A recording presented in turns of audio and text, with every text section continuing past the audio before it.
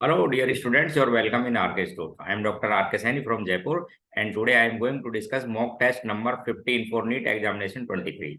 तो पहले मैं आपको इस पेपर को शेयर कर रहा हूँ, उसके बाद मैं इसको डिस्कस करूंगा। पेपर नंबर 15, ठीक है। मॉक टेस्ट चल रहे हैं आपके सीरीज के, और देखो पेपर को एक बार किसकी की भी डाल रहा हूँ, उसके बाद में आप इसको चेक करना, अपने क्वेश्चन करना, उसके बाद मुझे बताना। लो साहब, ये कंप्लीट पेपर मैंने डाल दिया है। अब आपको मैं इसका डिस्कस करूंगा एक एक क्वेश्चन को। थोड़ा तैयारी ध्यान से किया करो। और ये जो भी कहने की बात नहीं है, यदि आपको बेनिफिशियल है ये सब चीजें तो इसको शेयर किया करो, ठीक है। सब्सक्राइब किया करो, लाइक किया करो। क्वेश्चन नंबर फर्स्ट समझा रहा हूँ। Calculate the total number of electron present in 80 ml water. अब समझा ध्यान से, क्वेश्चन नंबर फर्स्ट को बता रहा हूँ।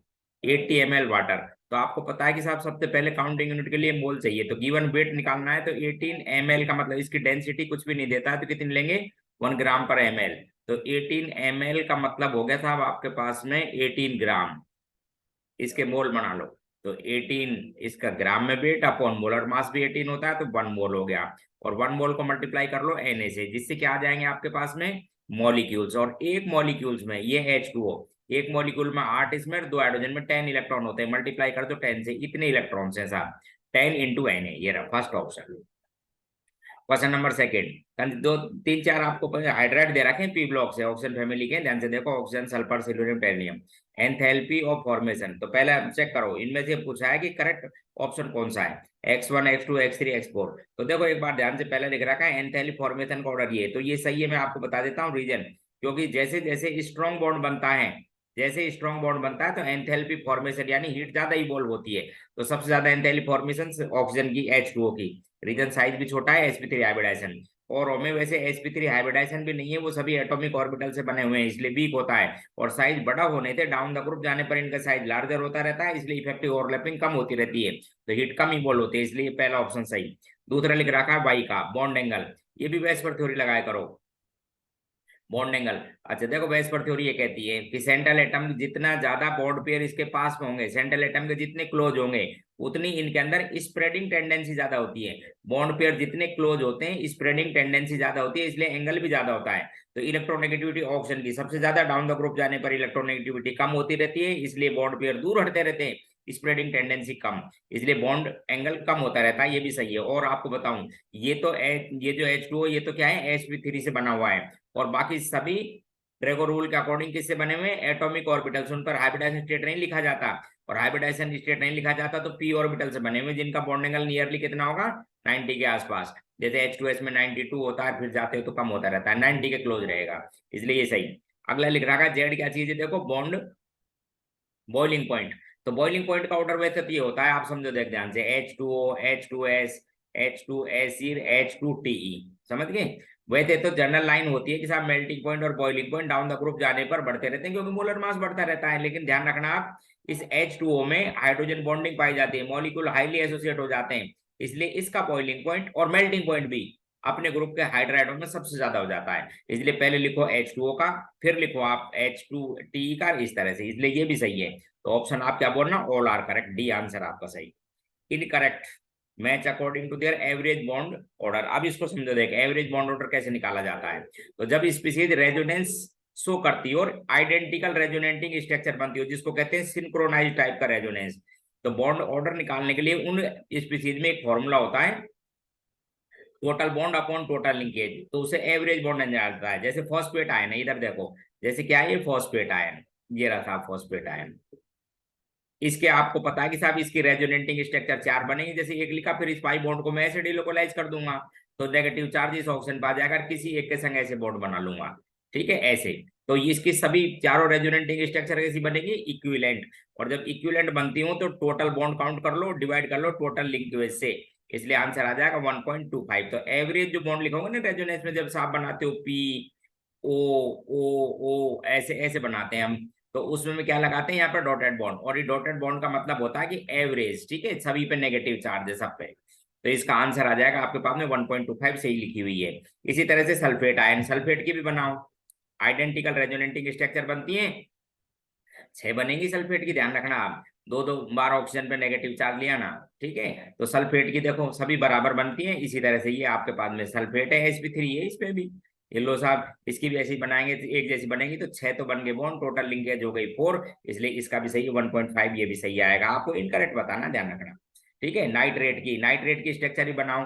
3 तो बॉन्ड सिंपल बना ही दिया करो, और एक जो चौथा बॉन्ड है वो कोऑर्डिनेट बॉन्ड बनेगा, ये डोनर और ये एक्सेप्टर। ठीक है, इन पे नेगेटिव चार्ज, तो इसमें भी ध्यान से देखो, एक जैसी बनेगी सभी स्ट्रक्चर, तो टोटल बॉन्ड बने हुए हैं 4 और लिंकेज है 3, तो इसका भी आ जाएगा 1.33। आप देखो आप परक्लोरेट आयन को, नेक्स्ट है आपके पास में परक्लोरेट आयन, ये रहा था ये ClO4 नेगेटिव, ये है परक्लोरेट आयन, बना रहा हूं इसको भी।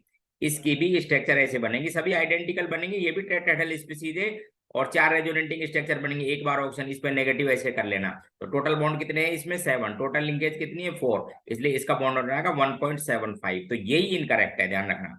आपसे पूछा है incorrect match, which of the following pair contain linear species. देखो CO2 तो लीनियर है, लेकिन H2O लीनियर नहीं है, ऐसे बेंड टाइप है। इसी तरह से NO2 पॉजिटिव तो लीनियर है, लेकिन SO2 फिर उसी तरह से बेंड टाइप या वी शेप। ठीक है, XeF2 में भी देखो इधर ध्यान से, XeF2 तो लीनियर है, लेकिन जो NO2 नेगेटिव लिख रखा है वो लीनियर नहीं, वो तो वही बेंड टाइप है या एंगुलर है, क्योंकि sp2 हाइब्रिडाइजेशन है, सेंटर एटम पर लोन पेयर है।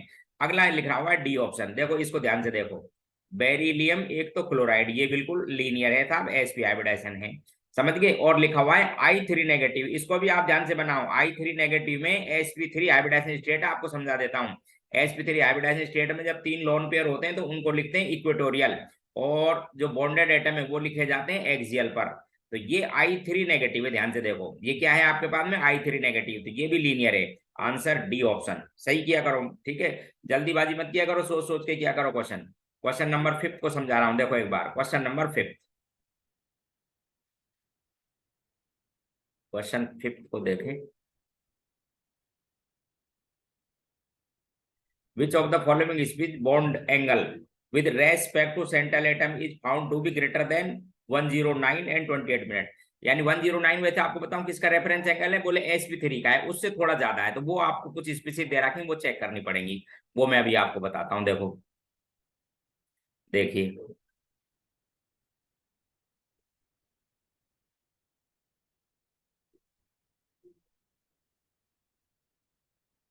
क्वेश्चन नंबर मैं आपको डिस्कस कर रहा हूँ 5 को। क्वेश्चन 5 है, इस आप इसमें कितना ठीक है ना, तो सल्फेट आयन आपको पता है रेगुलर स्पीसीज है, सल्फेट आयन अभी बताया sp3 हाइब्रिडाइजेशन है, रेगुलर है, ये ध्यान रखना आप, क्योंकि सब में आइडेंटिकल, इसलिए 109 का एक्चुअल। ठीक है, ये ईथर देखो, तो ईथर में जो एल्काइल ग्रुप होते हैं, चाहे मिथाइल हो इथाइल हो कोई भी, तो इनके बल्कि साइज होने की वजह से, ध्यान से देखो, ईथर में एल्काइल ग्रुप के बल्कि साइज होने की वजह से इनका जो रिपल्सन है, साइज की वजह से रिपल्सन है, वो क्या है, एलपी एलपी रिपल्सन से ज्यादा डोमिनेट होता है, इसलिए बॉन्ड एंगल 109 से थोड़ा सा बढ़ जाता है, 1010 आता है, ये इसका आंसर है। बाकी औरों को चेक करा देता हूं। ठीक है, XeO3, ठीक है, इस पर भी sp3 हाइब्रिडाइजेशन स्टेट है, इस पर भी क्या है, sp3 हाइब्रिडाइजेशन स्टेट है, लेकिन लॉन पेयर का रिपल्सन ज्यादा, इसलिए कम हो जाएगा। BF4 में actual, BF4 negative actual tetrahedral species है, इसलिए एग्जैक्ट होगा 109 का। ये रेगुलर स्पीसीज है क्योंकि लॉन पेयर है नहीं, सेंट्रल एटम पर सभी bonded angle, bonded atom same. अगला क्वेश्चन नंबर 6, ज्यादातर स्टूडेंटों ने गलत किया, देखो एक बार 6 को, गलत मत किया करो ऐसे क्वेश्चनों को, ध्यान से सुनिए। क्वेश्चन 6, एक तो लिख रखा है, अब आप समझना, H3PO2, एक लिखा हुआ है साहब H3PO3, और एक लिखा हुआ है H3PO4। ठीक है, इसका न्यूट्रलाइजेशन कराया है x मोल KOH से, KOH के कितने मोल आते हैं x।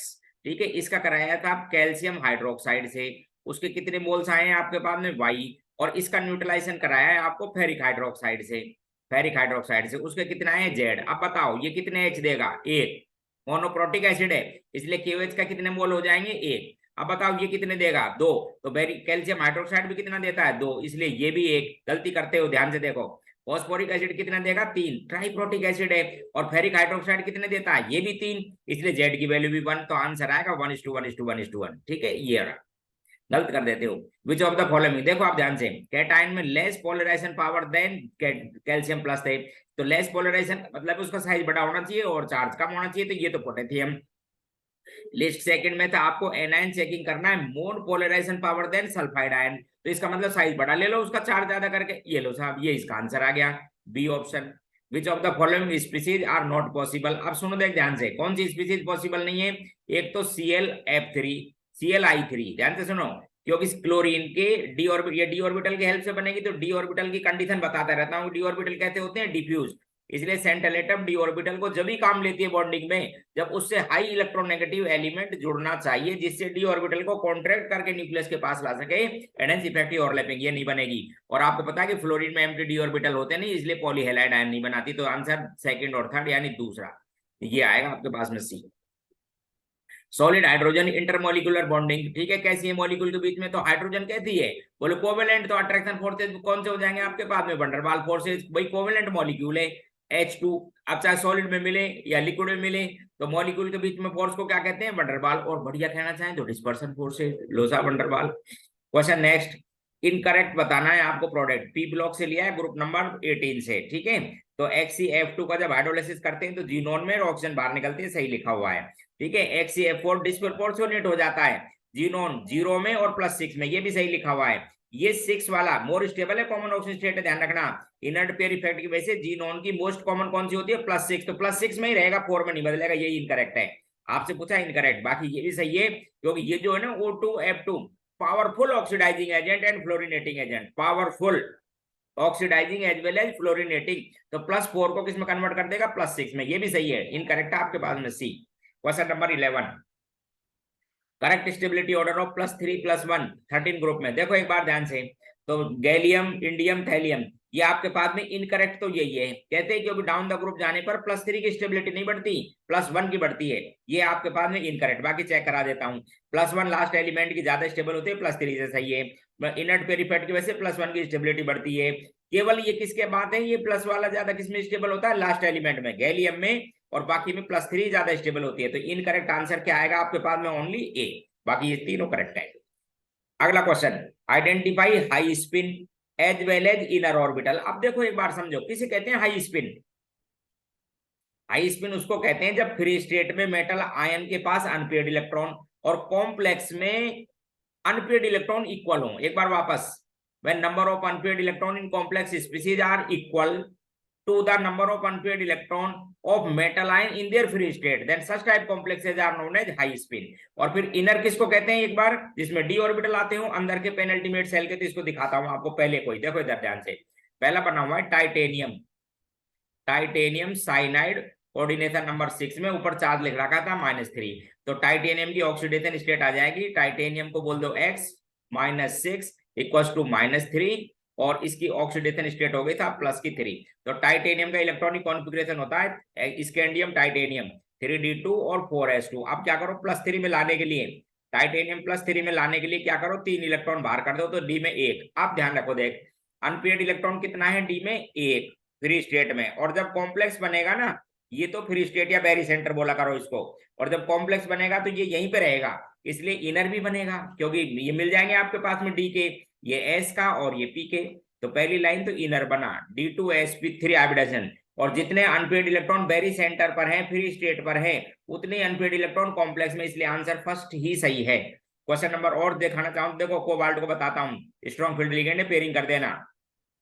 क्रोमियम वाले को एक बार और देख लो, क्रोमियम पर ऑक्सीडेशन स्टेट, ये इस पे कॉम्प्लेक्स पे चार्ज लिखा हुआ है +2। अब जब +2 लिखते हैं ना, तो देखो क्या ऑक्सीडेशन स्टेट आती है क्रोमियम की, +2 आएगी इस पर, देखो मैं चेक करा देता हूं आपको, क्रोमियम की +4 आएगी शायद, देखते हैं एक बार क्रोमियम का, ये लिखा हुआ है क्रोमियम, और Cn लिख रखा है 6, और चार्ज कितना है -2, तो साहब क्रोमियम पर ऑक्सीडेशन स्टेट आ गई X -6 equals to -2, and hence x equals to कितना हो जाएगा आपके पास में +4। अब +4 में भी ये कॉम्प्लेक्स में 2 आंसर आएंगे, आपको समझा देता हूं। क्रोमियम +4 के अंदर क्या बनेगा, 3D2, और 3D2 के अंदर वेरी सेंटर पर 2 अनपेयर्ड इलेक्ट्रॉन, और पेयरिंग कर दोगे तब भी 2 ही रहेंगे, इसलिए ये भी रहेगा, एक बार देख लो, इसलिए इसके आंसर 2 करेंगे आप। एक बार फिर देख लो, क्रोमियम +2 के अंदर यहाँ पे लिख दूंगा, वेरी सेंटर पर कितने अनपेयर्ड इलेक्ट्रॉन है, 2, और जब कॉम्प्लेक्स बनेगा तब भी 2, और कौन सा बन गया, इनर ऑर्बिटल कॉम्प्लेक्स, इसलिए इसमें 2 आंसर सही है, एक तो फर्स्ट टाइटेनियम का, और दूसरा कौन सा है, ये क्रोमियम का। क्रोमियम किस ऑक्सीजन स्टेट में, +4,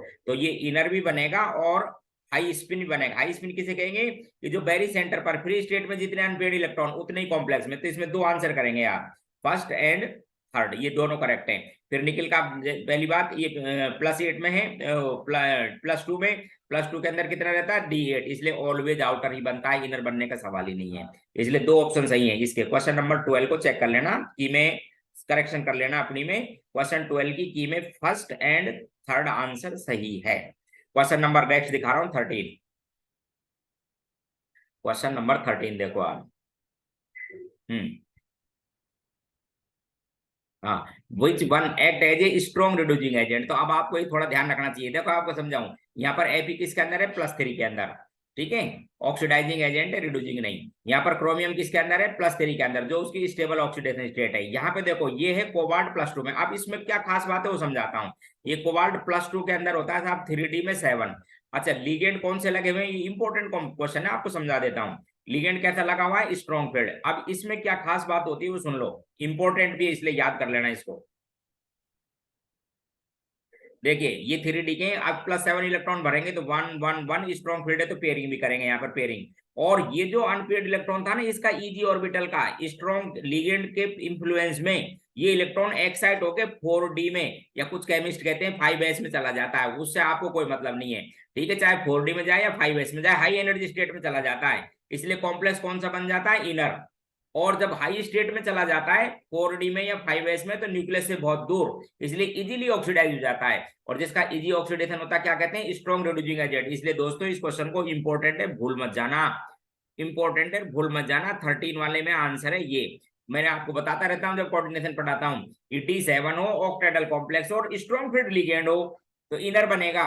और जो अनपेयर्ड इलेक्ट्रॉन था Eg का, get excited into higher energy d orbital और s orbital by the influence of ligand and hence such type complexes are acts as a strong reducing agent। Answer B लिखेंगे आप इसमें, ये सही है, इसका पास में अनपेयर्ड इलेक्ट्रॉन है नहीं। D correct order of the oxygen oxygen bond का, ठीक है, तो ऑक्सीजन ऑक्सीजन लेंथ। अब देखो O2 में एक्चुअल में डबल बॉन्ड है, ओजोन के अंदर पार्शियल डबल बॉन्ड है, ऐसे बनाते हो ओजोन, ठीक है, ऐसे पार्शियल बॉन्ड है। और H2O2 में कैसा बॉन्ड है, single bond, open book like structure है, ध्यान रखना आप, सिंगल बॉन्ड। तो सबसे ज्यादा लेंथ तो किसकी हो जाएगी फिर, H2O2 की, यही आपके पास सही, डबल बॉन्ड, फिर पार्शियल डबल और सिंगल बॉन्ड। क्वेश्चन नंबर 15 को समझा रहा हूं। पहले PCl5 की रिएक्शन कराओ एल्कोहल से। तो आपको पता है एल्कोहल में OH ग्रुप का रिप्लेसमेंट करके हम हेलोजन लगा देते हैं, बिल्कुल सिंपल क्वेश्चन। ऑक्सीजन का OH का रिप्लेसमेंट करके क्या लगा देते हैं, हेलोजन। 15 बता रहा हूँ क्वेश्चन को, देखो तो साहब पहले तो आप क्या करना है, इसको रिंग नहीं है सॉरी, साइक्लोहेक्सेनोल है, तो OH को हटा के और Br लगाओ, पहला ये तो ये बन गया। फिर एल्कोहलिक OH आपको पता है क्या कर देता है, HX को इलिमिनेट कर देता है, ये लो साहब साइक्लोहेक्सिन बना दो, फर्स्ट ही ऑप्शन आपका करेक्ट है, ठीक है। आगे देखो क्वेश्चन नंबर 16, कई स्टूडेंटों ने गलत किया, ये डिस्कस किया क्वेश्चन क्लास में, जब इसको गलत मत करो, समझो आप। क्वेश्चन नंबर 16, यहाँ पर XNaNH2 है, तो ये लिखा हुआ है वो समझा देता हूँ। देखो क्वेश्चन 16 को बता रहा हूँ, CH3 CH और CH2, और फिर इस कार्बन पर, और इस कार्बन पर क्या लगे हुए हैं साहब, 2 Cl, ये लो CH और एक Cl। अब इसके सोडामाइड से रिएक्शन कराओ, स्ट्रॉन्ग बेस है, तो सोडामाइड क्या करेगा, एक HCl बाहर निकालेगा, दूसरा भी निकाल देगा, 2 HCl बाहर निकलेंगे, इसलिए आपके पास में क्या बन जाएगी, प्रोपाइन बनेगी। पहला 2 मोल तो यहीं पर काम आ गए, क्या बन गई थी, प्रोपाइन, ध्यान रखना 2 मोल। और फिर आपको पता है कि ये बेसिक भी है, इसलिए इसमें से हाइड्रोजन बाहर निकाल देगा और सोडियम सोल्ट बनाता है, सोडियम एल्किनोइड, इसलिए एक्स की वैल्यू कितनी आ जाएगी, 3। 2 तो एल्काइन बनाने में, terminal alkyne acidic, and hence their hydrogen replaced by sodamide and they make a sodium alkanoid।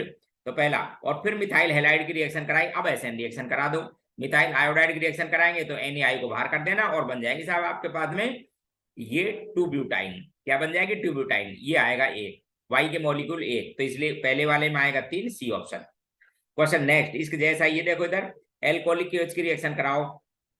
Alcoholic KOH क्या करता है, ऊपर लिख रखिए, पहले तो HX को बाहर कर देगा, इसलिए एल्कीन बना देगा साहब, ठीक है, साइक्लोहेक्सिन बन जाएगी। क्वेश्चन नंबर 17 बता रहा हूँ, क्वेश्चन 17 एल्कोहलिक KOH से ऊपर वाला ही क्वेश्चन है, ये बनाओ।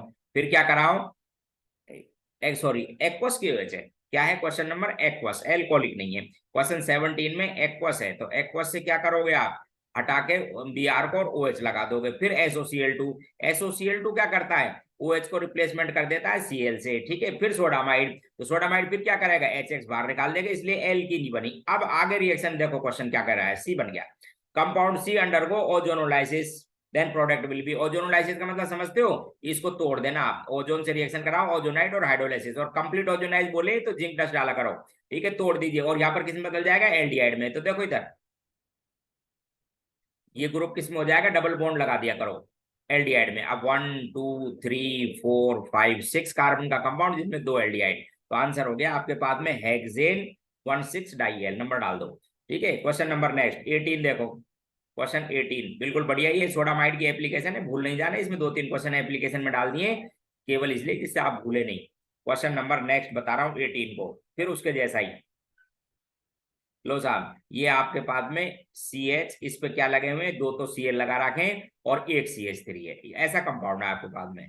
फिर क्या किया, 3 मोल डाले सोडामाइड के, कितने मोल डाले, 3 मोल। अब आप फिर ध्यान से देखना, 1 मोल से तो ये HX बाहर निकलेगा, 1 मोल से ये बाहर निकलेगा, एल्काइन बनेगी टर्मिनल, और टर्मिनल एल्काइन में सोडियम H बाहर निकल के ये बनेगा। फिर रिएक्शन कराई, देखो कंपाउंड ये है, when compound A treated with methyl chloride then for catalytic hydrolysis करा दिया, फिर उसके बाद में किसे, लिडलार कैटलिस्ट में, ठीक है, change into compound X, choose the correct. पहले क्या करना है, इसकी मिथाइल क्लोराइड से रिएक्शन कराओ, एसएन रिएक्शन करा लो।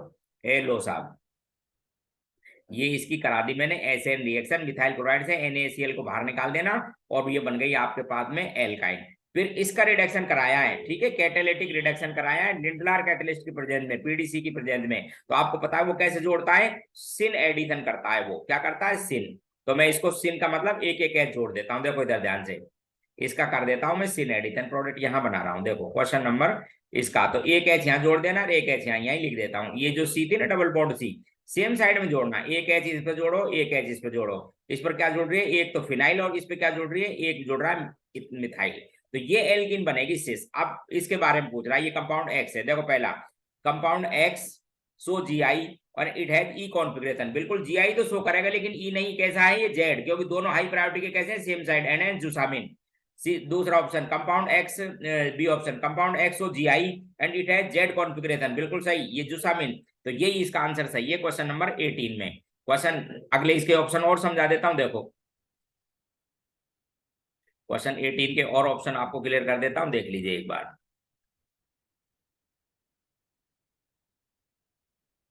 हाँ, अगला लिख रखा था कंपाउंड एक्स ऑप्टिकली एक्टिव नहीं है वो, क्योंकि उसके अंदर प्लेन ऑफ सिमेट्री, बस इसका बी ऑप्शन ही करेक्ट है, सो जीआई एंड कैसे बनेगा, जेड। अगला question, carbocation fast rearrangement takes place. अब ध्यान से देखो, स्टेबिलिटी गेन करने के लिए होता है ये 1 2 शिफ्टिंग, इसमें होगा शिफ्टिंग, पहली बात तो क्योंकि सेकेंडरी टर्सरी में बदल जाएगा, इसमें होगा ही नहीं।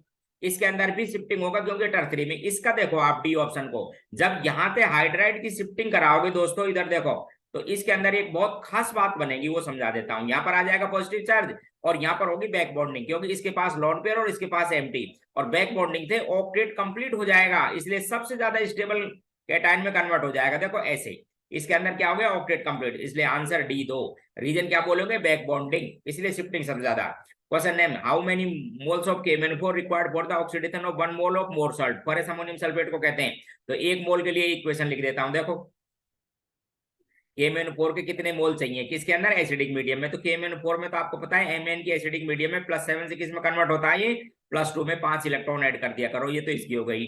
और मोर सोल्ट में Fe+2 जो आयन है वो किस में कन्वर्ट होगा, Fe+3 में, एक इलेक्ट्रॉन यहाँ पे पूछा है। अब लो ऑफ इक्विवेलेंस लगा दिया करो, gram equivalent of oxidizing agent equals to gram equivalent of reducing agent, ठीक है। ग्रेम इक्विवेलेंट लगाने के लिए क्या लिखते हैं, इसके मोल पूछे आपसे क्वेश्चन में, इनटू इसका एक्सपेक्टर कितना है 5, इसके मोल कितना दे रखा है आपको, इसका मोल 1 मोल, देखो क्वेश्चन में, इनटू इसका एक्सपेक्टर भी कितना है 1, तो इसके मोल हो गया था 1/5। आंसर क्या आ गया, 1/5, सी ऑप्शन। क्लियर, चेक कर लो एक बार। Question number 21, sum of the alpha hydrogen in major product of the reaction, इसका टोटल कितना आएगा एल्फा हाइड्रोजन को, पहले देख लेते हैं मेजर प्रोडक्ट क्या बनेगा। देखो इसका मेजर प्रोडक्ट आपको दिखाता हूं, क्वेश्चन नंबर 21 का मेजर प्रोडक्ट देखिए आप।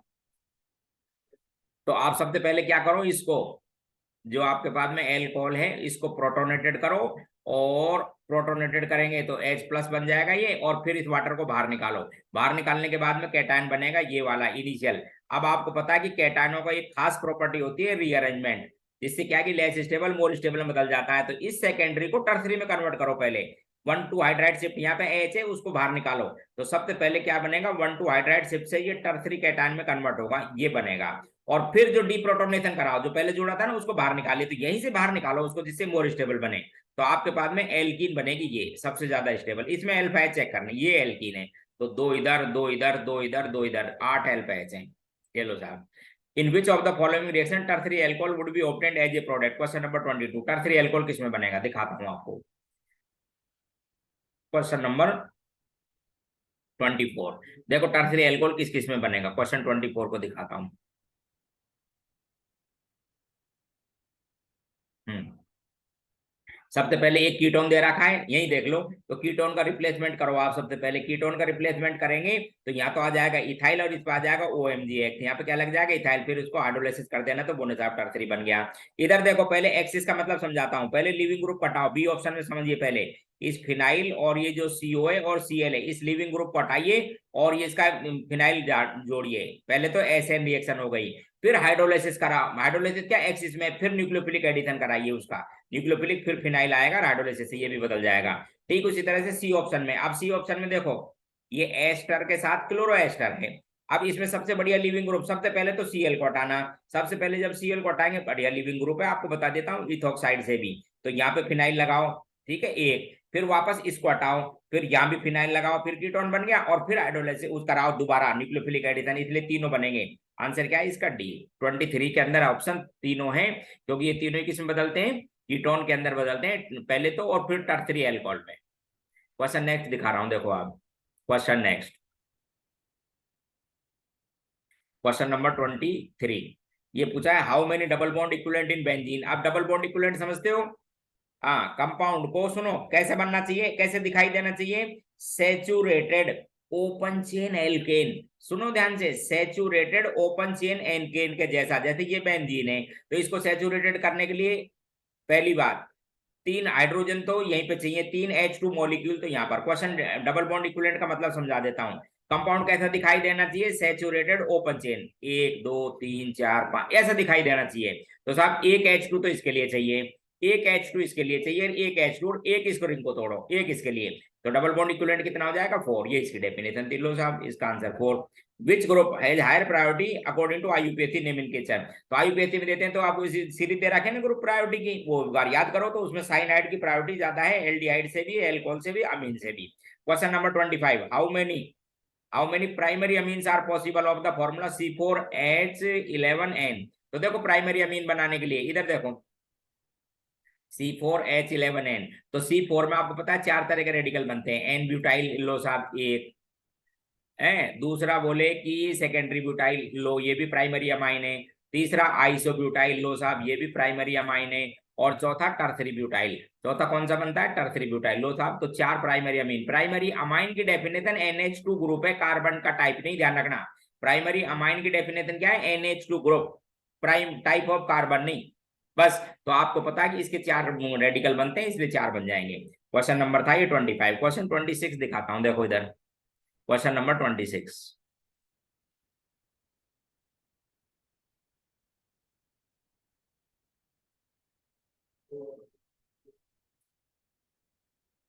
ये क्वेश्चन आपके पास में 26, देखो, in which in in the nature how many amino acids are optically inactive. तो बढ़िया क्वेश्चन है, आपके बायोमोलिक्यूल से लिया गया है। आपको समझा दूं कि ज्यादातर नेचर में एल अमीनो एसिड मिलते हैं, और पहला जिसका नाम है ग्लाइसिन, वो एक ऐसा अमीनो एसिड है जिसके अंदर कायरल कार्बन नहीं मिलता, एक, बाकी सब में मिलता है। आपको समझा देता हूँ, ग्लाइसिन का ये फॉर्मूला है CH2, और यहाँ पर लगा होता है COH, और ये क्या है आपके पास में NH2, और बाकी में ये जो H हटता है ना, वहां पर कोई न कोई H के, इस H के अलावा अदर कोई एटम या ग्रुप होता है, इसलिए सब के सब एक्टिव। बस ग्लाइसिन में ये हाइड्रोजन है, एक ही अमीनो एसिड है जो optically inactive, glycine. D glucose और acetaldehyde can be distinguish by, देखो हेलिंग सॉल्यूशन दोनों के संग टेस्ट देगा, टॉलरेंस रिएजेंट दोनों के संग देगा। इसको फिर ध्यान रखना, मैं इसको कई बार दे चुका हूं, ध्यान रखना दोस्तों, ये सोडियम बाइसल्फाइड के साथ जो एडिशन प्रोडक्ट है, व्हाइट क्रिस्टल बनते हैं, ये सिंसेटिव रिएक्शन है। इसमें क्या, न्यूक्लियोफाइल बहुत बड़ा लार्जर साइज का होता है, इसलिए जिनके अंदर क्या बोलते हैं लार्जर ग्रुप लगे होते हैं वो नहीं देते। और वैसे भी आपको बता दूं, जो ग्लूकोज है, ग्लूकोज हेमी एसिटाइल रिंग में मिलते हैं, 3 आइसोमर मिलते हैं इसके, ध्यान रखना सॉल्यूशन में। Alpha D glucose, beta D glucose और ओपन चेन। और ओपन चेन की कंसेंट्रेशन बहुत कम ट्रेस में 36% और 64% होते हैं, वो तो ट्रेसेस में होती है, इसलिए ग्लूकोज इस सोडियम बाइसल्फाइड के साथ टेस्ट नहीं देती। ऐसी कुछ लिमिटेशंस थी एक्चुअल में ओपन चेन स्ट्रक्चर की, जो एमएल फिशर ने लिखाई थी, ठीक है, जो ड्राइव की थी, उस लिमिटेशन की वजह से ही हेमी एसिटाइल रिंग बनाई गई, हावर्थ प्रोजेक्शन फॉर्मूला, इसलिए C option. Question 28, what volume of ammonium chloride should be added in 100 ml of point इतने NaOH के संग the produce solution buffer solution इस पीएच का, पीके दे रखा है, तो बेसिक बफर है, उसका फॉर्मूला है POH equals to PKB plus log concentration of salt या अमोनियम क्लोराइड या conjugated acid upon concentration of base या वीक बेस। ठीक है, अब देखो ये दे रखी है आपको पीएच कितनी, 8.7, ठीक है, पीएच है। अब आपको पीओएच निकालनी हो तो 14 में से 8.7 को सब्सट्रैक्ट करो, तो ये आ जाएगी आपके पास में 5.3, ये कितनी आ जाएगी 5.3। पीकेबी दे रखा है आपको, कितना दे रखा था पीकेबी 4.7, 4.7 प्लस बाकी इसको लिखेंगे, इस वैल्यू को इससे सब्सट्रैक्ट करेंगे तो ये आएगी 0.6। ठीक है, बिल्कुल सिंपल है, जिसको आप आराम से कर सकते हो। यहाँ पे लिखेंगे कंसंट्रेशन ऑफ सॉल्ट और यहाँ पर कंसंट्रेशन लिखेंगे वीक बेस की। ठीक है, इस लॉग, इसका जब एंटी लॉग देखोगे 0.4 का तो कितना आता है एंटी लॉग 4, ध्यान रखना। अरे भाई 2 का लॉग होता है 0.3 और तो 4 का लॉग कितना हो जाएगा 0.6, तो एंटी लॉग हो गया 0.6 का 4 इक्वल्स टू, अब देखो सोल्ट की कंसंट्रेशन क्या पूछा है, कितना ml डालना है, तो 0.2 m कंसंट्रेशन का मैंने बोला VmL डालना है, ये रिजल्टेंट वॉल्यूम हो गया। ठीक है, बेस में कितना डाल रखा था 0.1 m का 100 ml था, ये रिजल्टेंट वॉल्यूम हो गया, तो रिजल्टेंट वॉल्यूम तो कैंसिल है, सोल्व कर लो। 4 इक्वल्स टू साहब 0.2 इंटू V आपसे पूछा है, अपॉन हो गया 0.1 इंटू 100, तो ये साहब वैल्यू हो गई 50, इसको मल्टीप्लाई कर लो, आंसर आ जाएगा 200 ml। लो साहब बिल्कुल सिंपल, बफर सॉल्यूशन से लिया गया आयनिक इक्विलिब्रियम से। Question number 28, the correct set of quantum number for the unpaired electron of chlorine, तो क्लोरीन का अनपेयर्ड इलेक्ट्रॉन किसके अंदर होता है 3p में, ध्यान रखना 3p में, तो ये लिखे हुए था n की वैल्यू कितनी है 3, p की वैल्यू क्या लिखोगे आप, p की वैल्यू क्या लिखोगे 1, n की वैल्यू 3, p की वैल्यू 1 और m की वैल्यू आप -1 से +1 या 0 लिख सकते हो, इसलिए एक ही ऑप्शन है बस। ठीक है, क्वेश्चन नंबर 30 को समझा रहा हूं, देखो क्वेश्चन 30 केमिकल इक्विलिब्रियम से लिया गया है, रिलेशन पूछा है कि एक रिएक्शन का यदि आपको केपीकेसी गिवन हो तो उसके जैसी स्पीशीज रखने वाली रिएक्शन का केपीकेसी में क्या रिलेशन आएगा, बिल्कुल सिंपल। ठीक है, तो देखो आपको जो दे रखा है वो समझाता हूं, तो आपको क्या करना होता है, एक रिलेशन ड्रॉ करना होता है गिवन केपीकेसी वाली रिएक्शन में और जिसमें पूछा गया है वो, देखो क्वेश्चन नंबर 30 को समझा रहा हूं, इस रिएक्शन का जो दे रखा है केसी, उसका रिलेशन है केसी इक्वल टू SO2 की कंसंट्रेशन इंटू O2 की कंसंट्रेशन की पावर हाफ अपॉन SO3 की कंसंट्रेशन, ये वैल्यू आपको गिवन है, इसका केसी दे रखा है, पूछा है जिस रिएक्शन का पूछा है उसका केसी लिखता हूं, सपोज उसको केसी डैश लिख देता हूं, क्या लिखा हुआ है SO3 की कंसंट्रेशन की पावर 2 अपॉन SO2 की कंसंट्रेशन की पावर 2 और O2 की कंसंट्रेशन की पावर 1, ये आपसे साफ पूछा गया है, तो इस पूछा गया है उसका किससे रिलेशन देखो, तो बोले साहब पहले तो जो गिवन केसी है मैं लिख देता हूं जो मुझसे पूछा गया है, बोले इसको 1 अपॉन करो, देखिए ध्यान से, इसको 1 अपॉन करो जिससे आपके पास में ये वैल्यू ऊपर आए, और यहाँ पर है आपके पास में स्टैगोमेट्रिक कोएफिशिएंट 1, इसका हाफ और इसका ये, और बोले साहब इसका स्क्वायर भी करो तब आएगा, बस तो आप कुछ नहीं करना है, केसी की वैल्यू लिख दो, केसी की वैल्यू दे रखी है इक्वेशन में कितनी 4 × 10 की पावर -2, इसको नीचे करो और इसका स्क्वायर करो, तो ये हो जाएगी साहब आपके पास में 1000 क्या 10,000, 4 पॉइंट ऊपर कर दो, डिवाइड बाई 16, आंसर आ जाएगा 625, first option. Question number next 31, ये भी केमिकल इक्विलिब्रियम थे, बिल्कुल सिंपल सा एलिमेंट्री क्वेश्चन है, देख लो एक बार। क्वेश्चन नंबर 31 बता रहा हूं,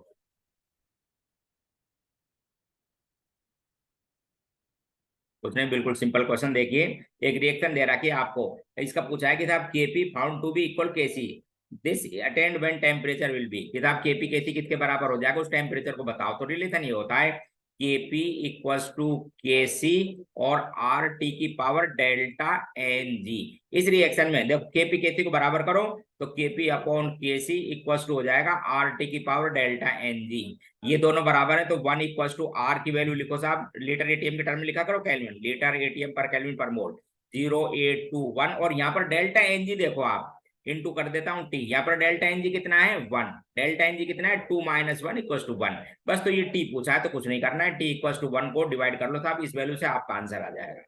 ठीक है, आंसर आ जाएगा 12.19।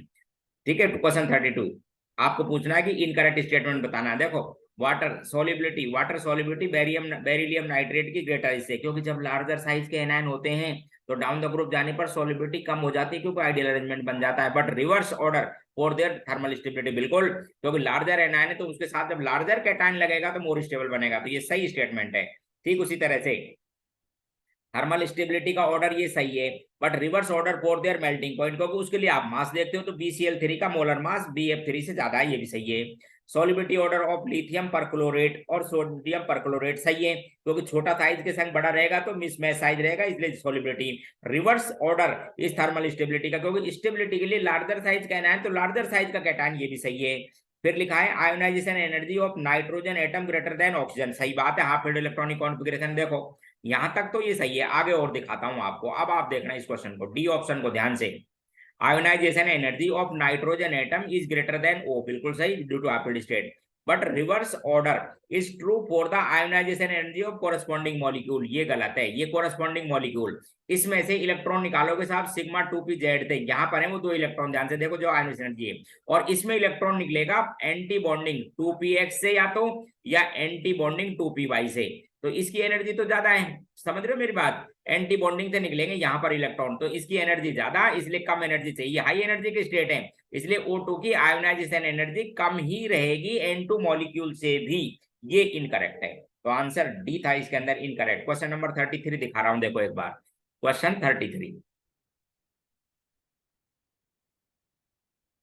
बढ़िया क्वेश्चन है। क्वेश्चन 33 देखो, 1 ml ऑफ 1 cc का मतलब 1 ml of 0.1 m HCl added to 99 ml of NaCl। पहले इसका मीनिंग आना बहुत जरूरी है आपको। ये NaCl का सॉल्यूशन क्या है, अब आप सुन लो। NaCl स्ट्रॉन्ग एसिड और स्ट्रॉन्ग बेस का बना हुआ सॉल्ट है, इसलिए इसका कोई हाइड्रोलिसिस नहीं होता, और pH कैसी रहती है 7, यानी वाटर है। याद करो, स्ट्रॉन्ग एसिड और स्ट्रॉन्ग बेस से बने हुए सॉल्ट का हाइड्रोलिसिस नहीं होता है।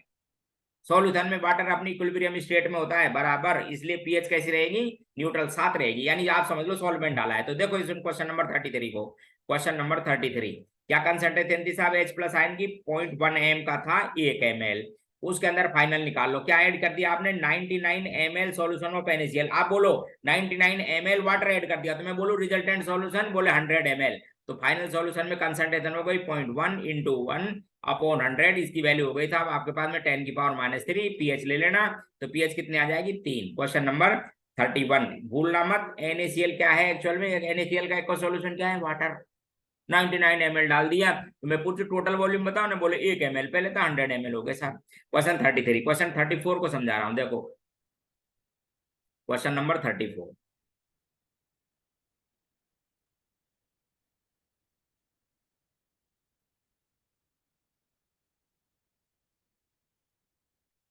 क्वेश्चन 34 है, देखो एक बार, थोड़ा सेट नहीं हो रहा है, देखो चलो पेपर से बता देता हूँ। क्वेश्चन नंबर 34,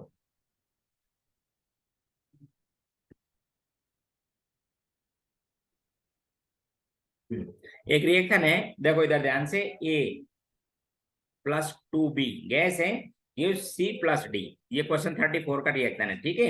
इसके अंदर क्या दे रखा है, एलिमेंट्री प्रोसेस है। एलिमेंट्री का मतलब जैसा आपको दिखाई दे रहा है वैसे लिखेंगे, रेट यानी कंसंट्रेशन लिख देंगे A, प्रेशर लिख रखा है, इसलिए मैं एलिमेंट्री में जो दिखाई दे रहा है वही लिख दूंगा, pressure of A into pressure of B की पावर 2, एलिमेंट्री में ऐसे ही लिखता हूं, ठीक है। क्या क्या दे रखा है वो सुन लो, इसकी इनिशियल प्रेशर दे रखा है, इसका 0.6, और इसका दे रखा था 0.8 इनिशियल प्रेशर, तो इसकी इनिशियल रेट भी आ गई आपके पास में। ये कांस्टेंट लिख देना चाहो तो ऐसे लिख दो, प्रेशर लिख रखा है ए का कितना 0.6, और बी का कितना लिख रखा था 0.8, उसकी पावर लिखना 2, इनिशियल रेट ये थी। अब क्या कहते हैं वो देखो इधर ध्यान से, अब जब रिएक्शन चलेगी तो 0.6 माइनस यहाँ करूंगा, प्रेशर x कम कर दिया, यहाँ पर 0.8 माइनस यहाँ लिखूंगा 2x, और ये भी हो गया x और ये भी हो गया x। ये प्रेशर दे रखा है आपको, क्या दे रखा है कि प्रेशर ऑफ C दे रखा 0.28 m आफ्टर सम टाइम, यानी x की वैल्यू कितनी दे रखी है 0.2, तो 0.2 सबसेट करूंगा तो ये रह जाएगा 0.4, और ये भी क्या रह जाएगा 0.4। अब दूसरी इक्वेशन लिख दूंगा, अब रेट फिर लिखूंगा इसका इस डैश पर,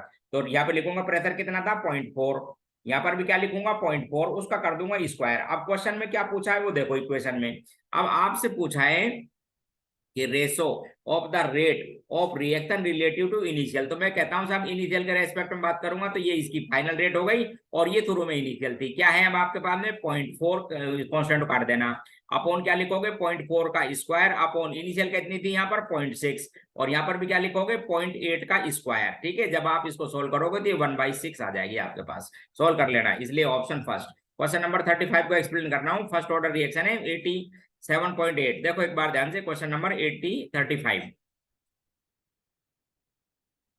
क्वेश्चन 35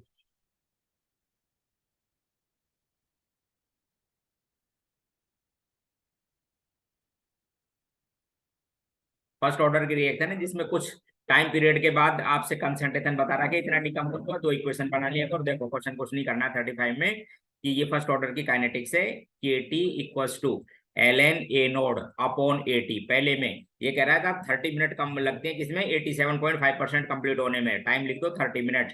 अच्छा, जब इनिशियल बोला करो 100% में लिखना चाहते हो ना, और कितनी कंप्लीट हो गई है साहब ये 87.5%, तो बची कितनी 12.5। तो ये वैल्यू आ गई आपके पास में ln 8, इक्वेशन 1।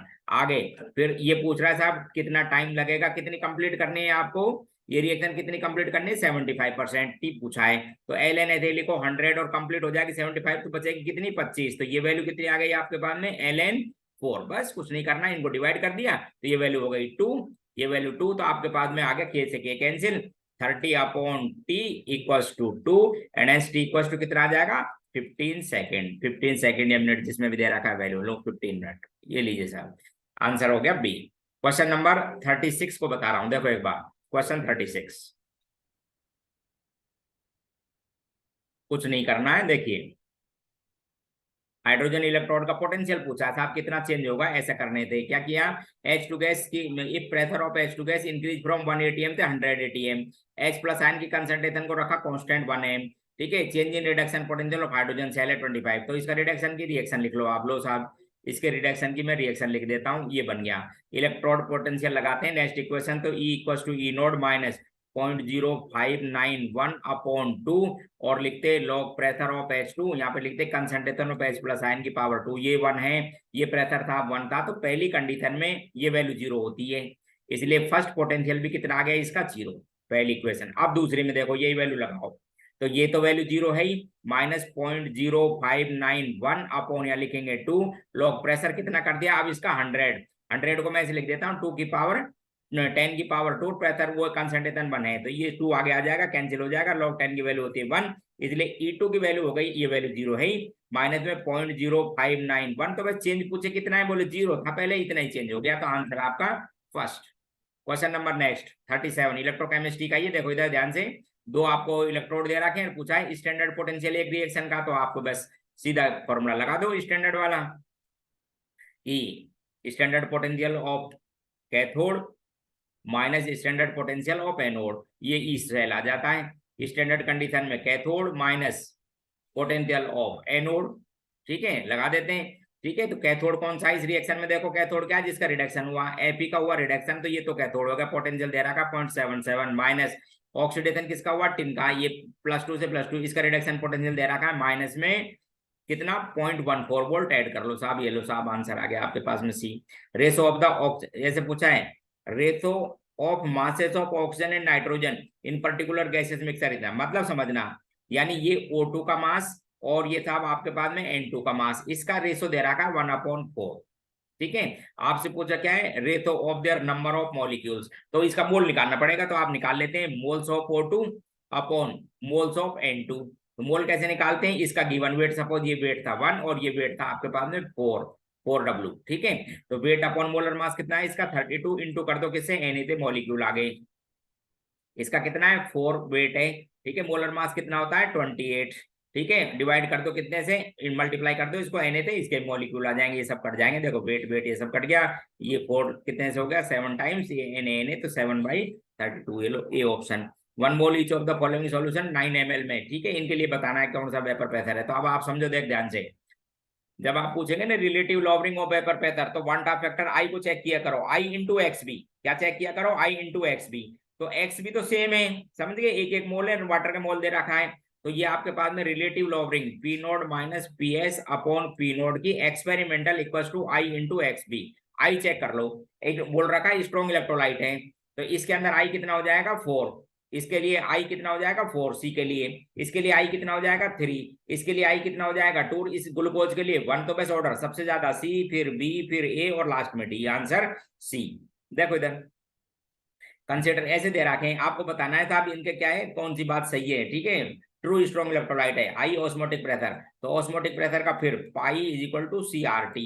अब देखो पहले के लिए कितने मोल देगा ये 5, तो इसके लिए आई की वैल्यू लिखेंगे 5 और कंसंट्रेशन कितने दे रखा है 0.1, तो यहाँ पर आई सी की वैल्यू हो गई था 0.5, आर टी तो कॉमन है ही। दूसरे में भी देखो ये कितने मोल देगा 4, अब आपके पास में आई की वैल्यू है यहाँ पर 4 और कंसंट्रेशन कितने दे रखा है 0.215, इसको मल्टीप्लाई करोगे तो ये भी इतना ही आएगा।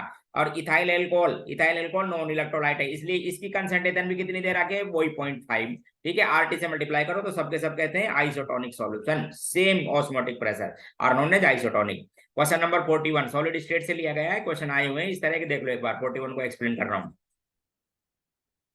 क्वेश्चन 41 में दे रखा है कि नॉन स्टाइकोमेट्री ऑक्साइड है जिसमें अंदर मेटल की +2 +3 है, बस ये पूछा है कि बताओ +3 का क्या है, तो ऐसे लिखे हुए हैं, तो इसमें आप ध्यान रखा करो ये लिख रखा 0.98 और ये ऑक्साइड है, चार्ज बराबर रहेगा, यानी इस पे +2 +3 पे कुल मिलाकर जो +2 चार्ज है इस ऑक्साइड के -2 के इक्वल करना है, तो इसमें से +3 का बोल दो, +3 पूछा है बोले x था +3 इंटू कर दो साहब चार्ज को +3 प्लस बाकी बचे +2 के कितना 0.98 माइनस एक्स, वो मान लिया आपने इक्वल टू चार्ज कितना करना था +2, सोल्व कर देता हूँ कुछ नहीं करना है 3x प्लस इसको 2 से मल्टीप्लाई करो तो 8 16 और 9 27 9 दूनी 18 रे 19, ये लो साहब ये होगा 1.96 प्लस माइनस ये 2x इक्वल टू कर लेना +2, तो ये वैल्यू जो आप करोगे तो ये तो रह गई x और इस वैल्यू को इधर ले जाओ तो ये बचेगा 0.04, यानी x की वैल्यू इतनी परसेंटेज निकालनी है तो 0.4 है, कितने में 0.4, 0.98 में इतने में इतनी 100 में इतनी, तो ये 4% के आसपास ही आ जाएगा, ठीक है। क्वेश्चन नंबर 41 था, answer C. Which of the following which one is correct about adiabatic process, अब बता मुझे किसे कहते हैं एडियाबेटिक प्रोसेस, जिनके अंदर no heat exchange and has change in internal energy and has change in internal energy equals to work involve by the process, ये first law of thermodynamics, del equals to Q plus W। Adiabatic process की बात करते हैं तो ये correction होता है, del Q तो 0 and has change in internal energy किसके बराबर होती है W के, ये लो देखो पहला ऑप्शन दिखा कराता हूँ ये गलत है, ये डेल ये तो 0 है ही इसलिए ये भी 0 नहीं होगी, ध्यान रखना टेम्परेचर पर डिपेंड करेगा, डी ऑप्शन करेक्ट ऑप्शन ये।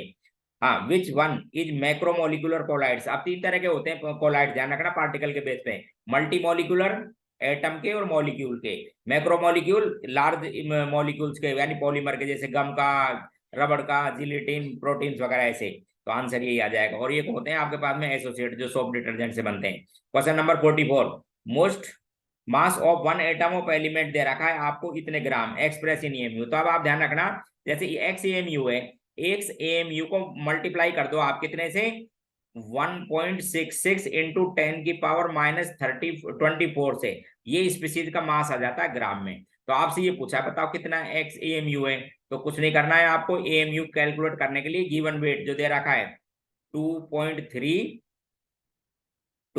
2.32 पूरा नहीं लिख रहा हूं, इंटू 10 की पावर -23, इसको डिवाइड करो इस वैल्यू से 1.66 इंटू 10 की पावर -24, तो ये हो जाएगी साहब एक जीरो हटाएगी ना तो ये हो जाएगा 23.2, इसको डिवाइड करो आप 1.66 से 1.66 से, तो आपका आंसर आ जाएगा एएमयू 14। पूछा है कि incorrect statement regarding to PCl5 की कौन सा इनकरेक्ट है, अब दिखाता हूं इसके स्टेटमेंट, देखो PCl5 के लिए कौन सा इनकरेक्ट स्टेटमेंट है, देखना एक बार थोड़ा ध्यान से। फर्स्ट ऑप्शन फर्स्ट, हाँ in solid phase hybridization state of P atom is in cation is sp3, आप ध्यान रखना इस PCl5 को समझा देता हूँ। PCl5 क्या है, लार्जर मॉलिक्यूल है, एक्सियल बॉन्ड लेंथ बड़े होते हैं बजाय इक्वेटोरियल से, इसलिए सॉलिड में पैकिंग नहीं हो पाती, तो सॉलिड में ये ऐसे कैटायन PCl4 प्लस और PCl6 माइनस ऐसे टेट्राहेड्रल कैटायन और ऑक्टेडल कैटायन की फॉर्म में मिलता है, आपको समझा देता हूं, ठीक है। ये ऑक्टेडल रेगुलर स्पीसीज है, regular cation and regular anion की टर्म में मिलता है, तो पहला ऑप्शन सही लिख रखा है, सॉलिड फेज में हाइब्रिडाइजेशन स्टेट कैटायन पर इतनी, vapour phase all phosphorus chlorine bond length are equal, ये गलत है, आप ध्यान रखना कि एक्सियल बॉन्ड कई रीजन है, वेस्पर थ्योरी भी लगा सकते हो, डी ऑर्बिटल का कंट्रीब्यूशन भी दे सकते हो कि ये एक्सियल बॉन्ड लॉन्गर होते हैं बजाय इक्वेटोरियल से। दो तीन बात, एक तो क्या है कि वेस्पर थ्योरी ये कहती है कि जब बॉन्ड एंगल में रिपल्सन होता है ना, 90 पर 3 से होता है और इक्वेटोरियल के अंदर 90 में 2 से होता है, तो ये बॉन्ड एंगल ज्यादा रिपेल होगा, इसलिए लॉन्गर रहेगा। दूसरा, इसके अंदर आपको पता है डीजेड स्क्वायर का कंट्रीब्यूशन ज्यादा है, जो ज्यादा डिफ्यूज है इसलिए भी लॉन्गर रहता है, इसलिए यही गलत है कि वेपर फेज में इक्वल नहीं। दूसरा दूसरा लिख रखा है इन वेपर एंड सॉलिड से central atom has no lone pair, बिल्कुल किसी में भी नहीं है, आप देख लो किसी में भी नहीं है, वेपर फेज में भी लोन पेयर नहीं है और सॉलिड में भी, क्योंकि सॉलिड में एक इलेक्ट्रॉन दे दिया इसलिए रेगुलर है, यहाँ पर गेन कर रखा है इसलिए रेगुलर है, किसी से ले रखा है सीएल से इसलिए लोन पेयर नहीं है, ऑक्टेडल है। आगे लिख रखा है solid phase the hybridized state of phosphorus atom is sp3d2, ये भी सही है, ये रेगुलर ऑक्टेडन है। तो ये आपके पास में इनकरेक्ट पूछा था, इसलिए आंसर क्या देंगे, बी। ये क्वेश्चन था 45। तो इस तरह से ये पेपर आपको मैंने मॉक टेस्ट नंबर 15 डिस्कस कर दिया, आप इसको सॉल्व करो और अपने को देखते रहा करो। अगली क्लास में 15 क्वेश्चन नंबर 16 को मैं आपको डालूंगा। ठीक है, ओके बाय।